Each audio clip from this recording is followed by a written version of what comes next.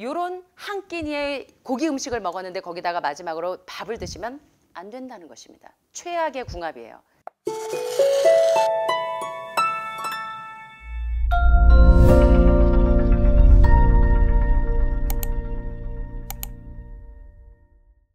자, 이번 시간에도 제가 지난 시간에 이어서 닥터 조로 유명하신 조한경 선생님. 조한경 선생님은 주로 이제 기능의학이나 통합의학을 많이 다루시고 또 이제 척추신경 전문이십니다. 그래서 미국에서 카이로프라틱이나 척추신경 전문의로서 활동을 하고 계시고 한국에는 여러분들에게 닥터 조로 이제 건강 강의를 많이 하시는 분으로 알려져 계십니다. 지난 몇 시간에 걸쳐서 환자혁명이라는 책을 가지고 환자들이 건강해지기 위해서 우리의 식생활에 어떤 혁명이 이르러 와야 하는가를 좀 살펴보았습니다. 이번 시간에도 강조할 내용이 뭐냐면 독소가 배출되는 최상의 식사법이 왜 그렇게 병이 났을 때 중요한지 그런 이유들을 한번 살펴보도록 하겠습니다. 먼저 웨인 피커링 박사는 이렇게 이야기합니다. 건강을 위해서 무엇을 먹느냐보다 내 몸에서 무엇이 빠져나가느냐가 중요하다고 설명합니다. 여러분들이 이제 건강을 위해서 아프고 위암이나 간암이나 폐암 진단을 받고 나시면 이제 여러분들은 내가 무엇을 먹어야 하는가 이거 굉장히 중요합니다.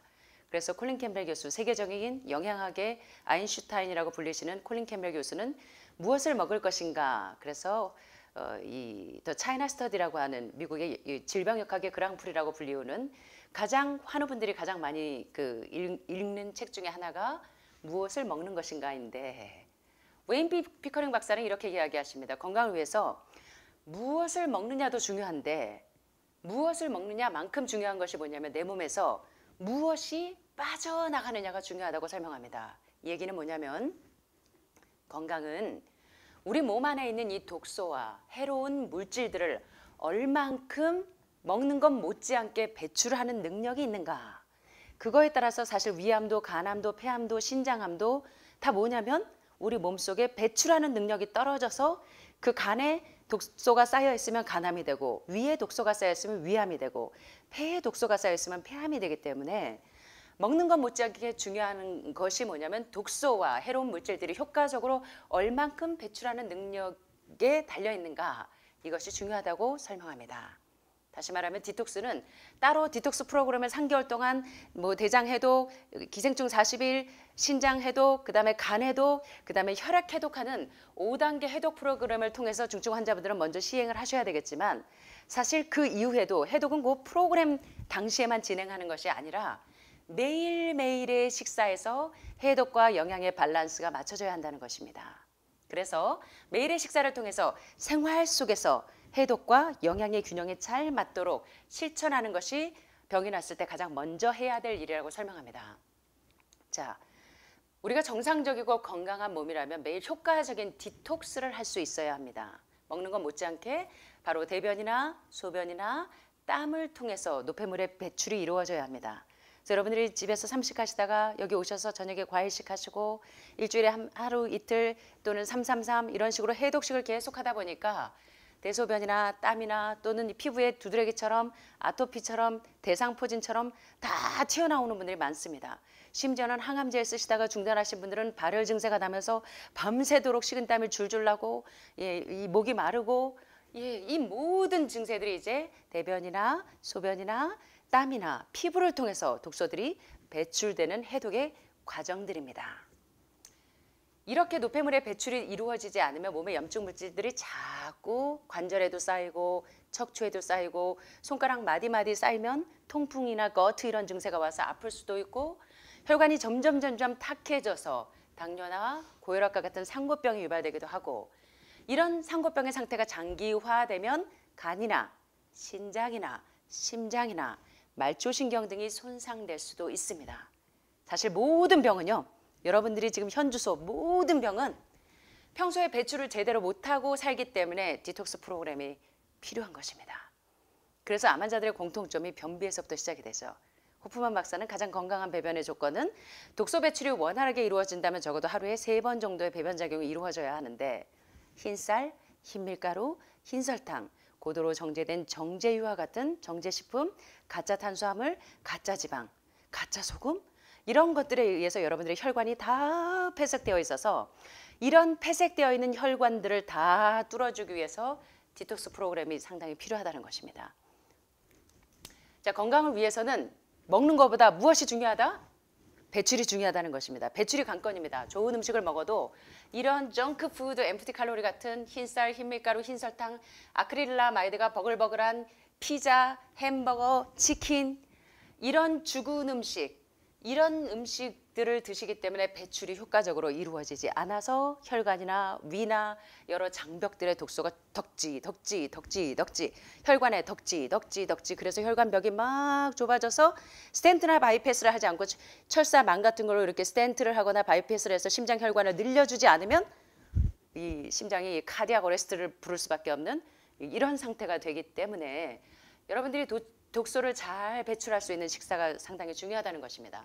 그래서 음식을 통해서 독소를 배출할 수가 있는데 특별히 영양가가 높고 깨끗한 음식을 먹어서 이쪽에 보시는 것처럼 산 음식 위주고 거의 과일이나 채소와 같은 영양소가 효소가 파괴되지 않은 로푸드와 같은 살아있는 음식이 이쪽에는 있고 왼쪽에는 보니까 뭐 흰쌀, 흰밀가루, 밀가루, 그 다음에 치킨 다 기름에 튀기고 볶고 지지고 이런 가공된 인공 색소가 들어간 이런 가짜 탄수화물로 된 음식과를 비교를 해보실 때 산 음식을 드셔서 여러분들의 혈관을 다 디톡스를 통해서 막힌 혈관을 다 뚫어주고 회복이 되도록 해줘야 되는데 계속 이런 음식을 먹는 동안은 아무리 수술을 하고 항암을 하고 방사선을 하셔도 계속적으로 재발되고 전이되고 재발되고 전이되고 이 전철을 반복하셔야 된다는 것입니다. 자, 그래서 독소 배출이 용이한 음식을 드셔야 되는데 반면 이런 식품 첨가물이나 인공 색소나 옥수수 여기서 말하는 옥수수 뭔지 아시죠? GMO 식품이다. 대표적인 유전자 조작 식품이죠. 그 다음에 가짜 탄수화물, 흰쌀, 흰밀가루, 흰설탕 이 매크로바이오틱 하시는 분들만 이 정제 통곡물 식물을 먹는 것이 아니라 오늘날 많은 사람들이 흰쌀, 흰밀가루, 흰설탕 고도로 정제된 정제유는 영양소를 다 깎아낸 이러한 가짜 정제 탄수화물 때문에 피자나 마가린 피자나 이런 흰밀가루로 만든 이런 것들에 의해서 여러분의 혈관이 다 폐색이 되는 것입니다. 그래서 이러한 정제 탄수화물, 가짜 탄수화물과 정제 식품 이런 가짜 가공된 식품들의 음식을 꾸준히 먹고 약물을 장기 복용한다면 여러분의 간은 제대로 해독하지 못해서 늘 독성 물질이 여기저기 여기 축적되어 있어서 이 독소가 배출할 겨를이 없어서 여러분의 몸이 도미노처럼 계속적으로 대장이 폐색되면서 계속 이 간, 신장 싹 다 초토화가 되어서 이제 여기까지 오시게 된 겁니다. 따라서 산 음식, 깨끗하고 영양가가 높은 다시 말하면 로푸드로 효소가 파괴되지 않은 살아있는 음식을 먹는 것이 여러분의 건강을 유지하는 좋은 비결입니다. 여러분 정수기 필터 한번 청소해 보셨죠? 여러분 왜 정수기를 사용하십니까? 각종 이물질들을 걸러내고 깨끗한 물을 연수를 드시기 위해서 정수기를 사용하시는 분들이 많은데 정수기를 보시면 항상 정수기 필터를 교체하러 이 직원들이 오십니다. 그죠? 그러지 않으면 정수기 필터에 덕지 여러 가지 이런 침착물들이 쌓여 있게 되면 여러분들이 좋은 물을 드실 수가 없죠. 그런 경수, 딱딱한 물을 드시다 보면 신장이나 간에 계속 결석이나 담석이 축적이 되죠. 그래서 여러분들이 정수기 필터를 계속 교체하는데 마찬가지로 신장이나 간은 우리 몸의 정수기의 필터입니다.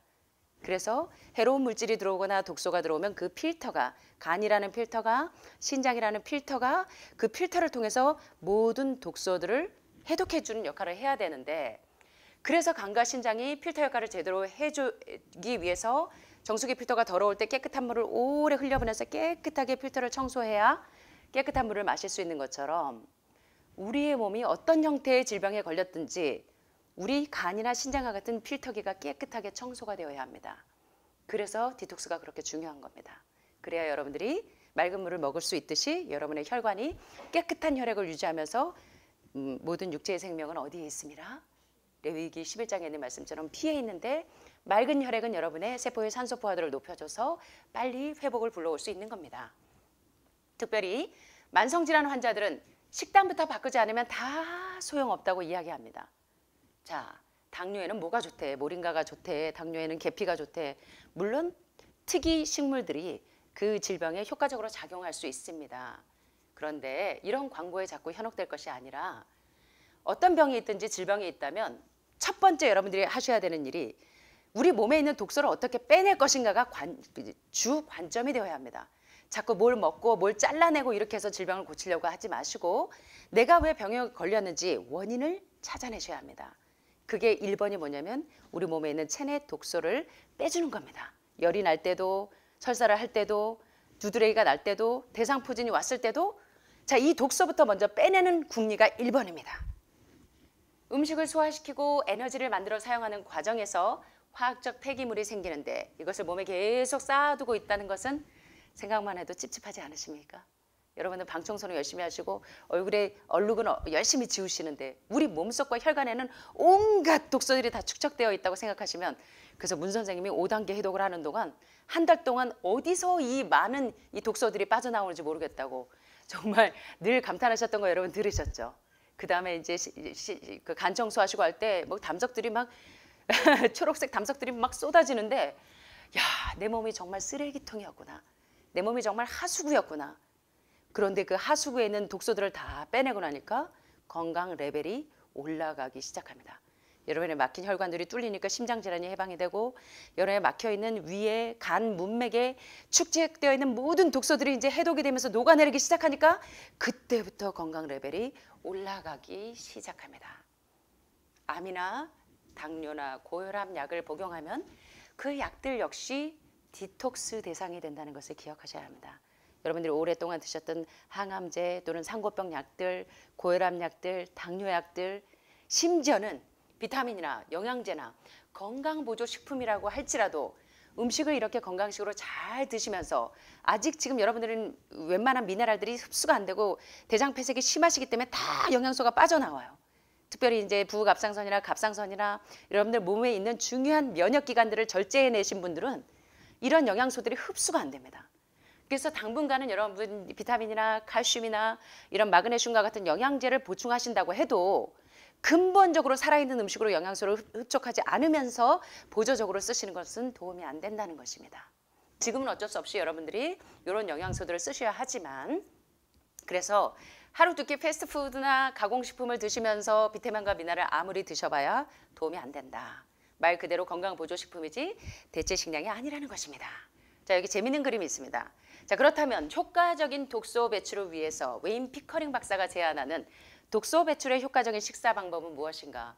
참 희한하죠. 이 더글래스 그레이엄 박사나 이 암 전문가들 또 산 음식 죽은 음식의 저자이신 더글래스 그레이엄 박사는 8.11 식사법을 기억하세요. 많은 운동선수, 올림픽 씨름선수 뭐 하여튼 건강을 최상으로 유지해야 되는 많은 사람들의 식사법을 보면 천연 탄수화물인 과일과 채소가 80%, 10% 단백질, 10% 지방질의 식단을 유지합니다. 그렇게 해서 최상의 건강식을 유지하는데 자, 이제 이 효과적인 독소 배출을 위해서 많은 박사님들이 제안하는 방법들이 참 비슷합니다. 희한하게 결론이. 자, 이제 건강한 사람들이 실천해 볼 만한 독소 배출 식사법입니다. 영양 균형을 위해서 단백질, 탄수화물, 지방, 전분, 유제품을 골고루 함께 먹는 것은 자, 여기 그림이 있는 것처럼 이게 가스차인지, 휘발유차인지, 디젤차인지 신호를 알 수가 없어요. 정체성을. 이 차에는 지금 가스도 휘발유도 알코올도 디젤도 연료로 사용하고 있습니다. 자, 그렇게 되면 이 차가 가다가 멈추고 망가질까요? 잘 운행이 될까요? 예, 이 차는 가스차인데 여기다 디젤 넣고 알코올 넣고 휘발유 넣으면 이 차가 제대로 운행이 됩니까? 어떠실 것 같으세요? 마찬가지로 모리스타 게이츠 박사가 사람의 소화기관은 채식형인데 사람의 소화기관에 맞지 않는 이질적인 동물성 단백질이나 동물성 지방과 같은 인슐린 라이크 그로스 팩터 1과 같은 인슐린 유사 성장인자 원이나 또는 메띠오닌과 같은 생선이나 여러분 좋아하시는 회에 많이 들어있는 그 메띠오닌, 적당히 콩에 들어있는 메띠오닌을 이 아니라 아주 기름에 튀기고 오메가3나 오메가6, DHA, EPA를 드시겠다고 생선을 과도하게 드시게 되면 사람의 유전자와 맞지 않는 이런 이 먹이가 들어가면 연료가 되는 것이 아니라 차가 멈추는 것처럼 우리 몸이 망가진다는 것입니다. 자, 그래서 자동차에 가스, 휘발유, 알코올, 디젤 등을 섞어서 주유하는 것과 건강해지기 위해서 단백질, 탄수화물, 지방 골고루 섞어 먹어야 한다는 것은 같은 이치라는 것입니다. 지금까지 여러분들은 여러분의 자녀들을 교육할 때도 여러분들이 자라날 때도 부모님들이 예, 계란도 먹어야지, 우유도 먹어야지, 요거 저 밥도 먹어야지. 건강해지려면 이것도 먹어야 한단다 하고 한 끼니의 단백질, 지방질, 탄수화물 막 골고루 섞어 드셨죠. 골고루 섞어 먹는 것이 사람 잡는다라는 이 건강 강의를 제가 해서 올린 적이 있습니다. 많은 전문가들이 얘기하는 것처럼. 자, 그러면 어떻게 하면 효과적으로 독소를 배출할 수가 있는가? 되도록 한 끼에 단백질과 전분을 함께 먹지 않는 것이 좋습니다. 단백질과 탄수화물, 천연 탄수화물 말고 복합 탄수화물, 전분 종류 뭔지 아시죠? 감자, 고구마, 뭐 쌀 종류. 요런 한 끼니의 고기 음식을 먹었는데 거기다가 마지막으로 밥을 드시면 안 된다는 것입니다. 최악의 궁합이에요. 여러분들이 한 끼니의 고기하고 밥을 같이 드시지 말고 한 끼니의 밥하고 또 감자하고 같이 드시지 말라는 겁니다. 서로 중화작용을 해서 소화를 방해합니다. 특별히 자, 고기는 산성이고 대표적인 전분, 탄수화물은 알칼리성입니다. 단백질은 부패하고 전분은 발효가 됩니다. 그 결과 소화관 안에 박테리아가 증식하면서 소화불량이 오고 가스가 하고 여러분들은 보리밥 먹고 가스 끼면 소화가 잘 되는 줄 아시지만 사실은 가스가 차는 것은 이 소화가 잘 된다는 신호가 아닌 것입니다. 자, 그래서 소화불량이 오고 가스 차고 방귀 끼고 그다음에 변비가 있고 역류성 식도염으로 자꾸 개깅하고 이런 모든 것이 올바른 식사 배합이 이루어지지 않아서 여러분이 질병에 걸린다고 많이 말씀하시는 겁니다. 예를 들면 자, 햄버거에 이제 패티가 소고기 가른 것이나 닭고기 가른 것 이런 단백질입니다. 거기에다가 프렌치 프라이와 같은 감자, 전분의 대표적인 요것을 되게 같이들 많이 드시죠. 여러분들이 아시는 것처럼 어디 햄버거 가게 가면 반드시 햄버거하고 프렌치 프라이하고 콜라가 같이 나오는 경우가 많죠. 최악의 궁합, 뚜껑 열리는 궁합이라는 것입니다. 예. 자, 게다가 탕수육, 예, 밀가루로 이렇게 튀겨서 기름에 튀긴 거에다 돈가스를 드십니다. 고기하고 단백질, 탄수화물의 궁합, 뚜껑 열리는 궁합이라는 겁니다. 고기 먹고 후식으로 먹는 칼국수나 밥, 고기 드시고 나면 마지막에 면 종류 나오죠. 냉면 나오면서 그거까지 알차게 싹싹 긁어먹고 나오시는 분들이 많은데 그래서 여러분들이 지금 소화기가 다 위암부터 시작해서 췌장암까지 다 왔다는 것입니다. 자, 질병이 났을 때는 원인부터 찾으셔야 합니다. 그 원인을 제거해야지 여러분들이 이 근본적인 레디칼 리미션 상태로 들어갈 수가 있습니다. 자, 단백질은 소화 시간이 더 걸리기 때문에 단백질을 먼저 먹었을 때는 3시간 후에 전분을 먹는 것이 좋고 아침, 점심, 저녁 골고루 먹는 것이 아니라 아침에 시금치, 콩나물, 뭐 무나물 그걸 한꺼번에 다 섭렵하려고 욕심내지 마시고 종류가 하늘망을이 다양하게 나오는 것은 여러분의 식성이 달라서지 여러분 한꺼번에 그걸 다 드시라고 내는 것이 아닙니다. 그래서 아침에 콩나물, 무나물, 시금치나물 있으면 그중에 한 가지만 드시면 돼요. 근데 자꾸 이 모든 걸 섭렵하시려고 하시면 안 됩니다. 가스가 차고 자꾸 화학작용이 일어나고 옆에 가면 얼굴이 뉘렇게 띄고 자꾸 방구를 발사하시고 이렇게 되실 수 있는 겁니다. 자, 아침에 시금치를 드셨으면 점심에 무나물을 드시면 됩니다. 각기 지혜롭게 다른 음식을 드시면 돼요. 대신 한 끼니에 서너 가지만 단순하게 드시는 연습을 하셔야 합니다. 단순하면 할수록 건강이 빨리 회복됩니다. 게다가 여러분들이 이제 더글라스 그레함 박사나 많은 로푸드 전문가들이나 많은 의학 영양 전문가들 이제 대개 암 전문가들이 나중에 의학 영양으로 돌아가시는 분들이 많습니다. 영양의학 학도로 변하는 이유가 많은 자기들이 암에 걸리면 결국은 마지막에 항암이나 방사능 수술을 안 하고 대개 영양의학 쪽으로 눈을 뜨시는 분들이 상당히 많으시죠. 그 이유가 You are what you eat. 당신이 먹은 그것이 당신의 몸을 구성하고 당신이 먹은 그것이 당신의 이 마인드 컨트롤을 유지한다는 것입니다. 내 품성을 구성한다는 것입니다. 내가 지금 몸이 아프면 내가 왜 몸이 아프게 되는지 내 먹는 것부터 점검하셔야 합니다. 예, 그런데 자, 그래서 이제 천연 탄수화물을 이제 80%를 되게 드시는데 그게 천연 탄수화물의 대표적인 과일과 채소죠. 근데 과일을 다들 잘못 드세요. 그래서 자꾸 가스가 차고 화학작용이 일어나고 대표적으로 당뇨병이 생기고 고혈압, 고혈당, 고지혈증이 생기는 겁니다. 자, 그래서 음식물의 식사법이 그렇게 중요해서 하늘말의 식탁에 여러분들 이렇게 보면 음식 먹는 순서 1, 2, 3 있습니다. 1번이 뭡니까? 단백질. 1번이 단백질? 네. 2번이? 지방? 네. 3번이? 예. 사실 이제 같이 있을 때는 이런 구조로 먹지만 사실 단백질과 탄수화물의 궁합은 좋지 않기 때문에 한 끼니의 단백질을 드셨으면 그 다음에 탄수화물을 드시는 게 좋습니다. 이제 그걸 잘 이해하시면 좋겠고요. 과일 먹는 게 상당히 중요합니다. 여기서 이제 의견들이 상당히 많이 분분합니다. 전문가들이. 많은 분들이 후식으로 과일을 먹기 때문에 자꾸 가스가 차고 온몸에 음식물이 부패가 되고 여기가 부패 식당이 돼서 이 썩는 식당이 되는 겁니다. 자, 그래서 후식으로 과일을 먹는 거 부패 식당이었는데 부패 식당. 음식물이 썩는 부패하는 식당이 되면 안 되겠죠. 예. 자, 그래서 과일당은 소화가 쉽게 일어나요. 왜 과일을 후식으로 먹지 말아야 하는가? 그거에 대한 이해가 정말로 필요합니다. 왜냐하면 여러분들 식사법에서 60%에서 80%는 천연 탄수화물인 과일과 채소로 먼저 배를 다 채우신 다음에, 다시 말하면 배출이, 독소 배출이 원활한 음식으로, 산 음식으로, 효소가 파괴되지 않은 음식으로 여러분의 막힌 혈관들을 다 뚫어주면서 미네랄이나 비타민이나 칼슘이나 마그네슘과 같은 모든 영양소가 빠져나오지 않고 흡수가 되게 하기 위해서는 식사법이 상당히 중요합니다. 자, 그런데 과일당은 소화가 쉽게 일어납니다. 위가 아닌 소장에서 소화가 됩니다. 식사 후에 디저트로 과일을 되게들 많이 드셨죠. 밥 먹고 꼭 이제 엄마가 가셔가지고 사과도 깎아오고 바나나도 깎고 오렌지도 깎아갖고 오셔서 디저트로 과일 먹는 것이 대부분의 습관입니다. 그렇지 않습니까? 여러분 되게 그러셨죠? 이게 여러분의 몸에, 온 몸의 영양소들이 썩게 만드는 주 원인이었습니다. 자, 과일은 언제, 식사 후 디저트로 과일을 먹으면 위장에 다른 음식들과 함께 갇혀 있습니다. 조금 과장해서 소화되기 전에 썩기 시작합니다. 자, 특별히 멜론이나 수박, 참외는 다른 음식과 함께 먹지 않는 것이 좋습니다. 원래 멜론이나 수박이나 참외는 별 노력 없이 쉽게 소화되는 음식이라 다른 음식과 섞여서 장에 오래 머물 때 소화되기 전에 발효가 먼저 시작이 됩니다. 과일은 후식이 아니라 적어도 식사하기 30분이나 1시간 안에 먼저 드셔야 합니다. 아셨죠?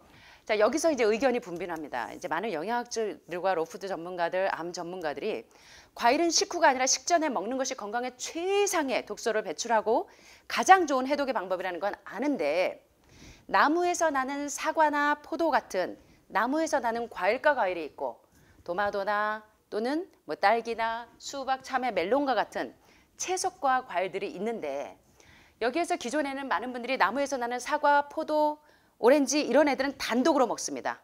여러분들 저녁 때 과일식 할 때 단독으로 사과만 먹든가 오렌지만 먹든가 바나나만 먹든가 하듯이. 그런데 문제는 채소과 과일에서 이제 의견이 분분해요. 채소과 과일하면 대표적인 게 뭔지 아시죠? 도마도죠.